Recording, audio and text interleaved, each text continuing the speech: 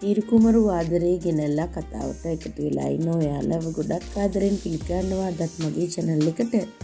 මම අද ඔයාලත් එක්ක කතා කරන්න හිතුවේ දිනෙට වෙන දෙයක් සම්බන්ධව. ඉතින් වීඩියෝ එකට යන්න කලින් මම ඔයාලගෙන් පුංචි ඉල්ලීමක් කරනවා.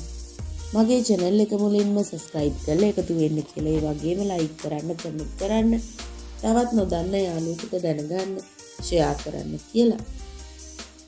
දිනෙත් බොහොම ආසාවෙන් හංසනාට එයා ගැන යෝජනාවක් ගේනවා කියලා, ඒ කියන්නේ ප්‍රොපෝස් කරනවා කියලා පුංචි එකක් කියලා බොහොම සතුටින් තමයි ගෙදරින් පිට වෙලා ආවේ. මොකද දිනෙත්ගේ ලෝකේ දිනෙත් වැඩි දෙනෙක් නැහැ. දිනෙත්ව විශ්වාස කරන, දිනෙත් ගොඩක්ම ආදරය කරන්නේ දිනෙත්ගේ පුංචි වත්සලා පුංචි.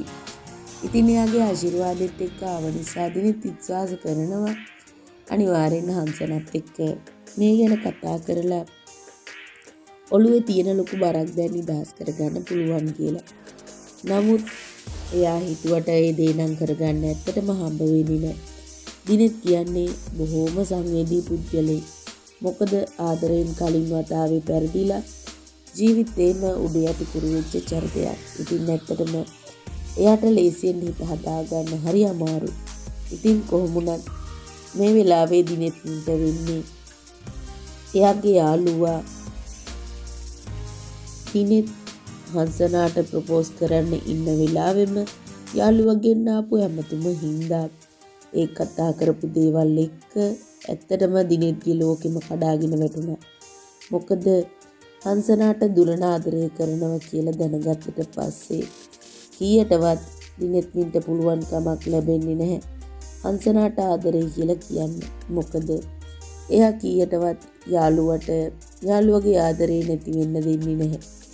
ඒ හින්දා අනිවාර්යෙන් දුරන කියන්නේ බොහොම හොඳ කෙනෙක් හින්දා හංසනාට දුරන ගැන කැමැත්තක් තියේවිද, දුරන හංසනාට කැමතිද කියන්න වැඩිදුර විස්තර හොයන්නේ නැතුවම ඒක පාර්ශිකවම දිනෙත්මින් තීරණයක් ගන්නවා.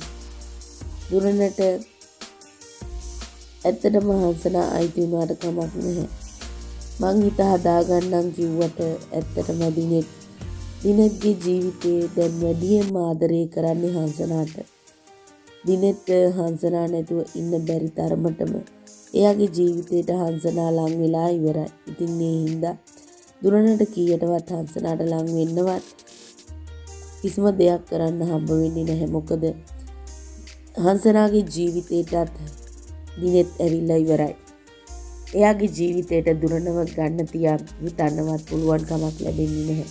ඒ නිසා කීයටවත් දුරනගේ වැඩේ සාර්ථක නොවුණාට දිනෙත්මින් පිස්සු නටන්න ඉඩ තියෙනවා.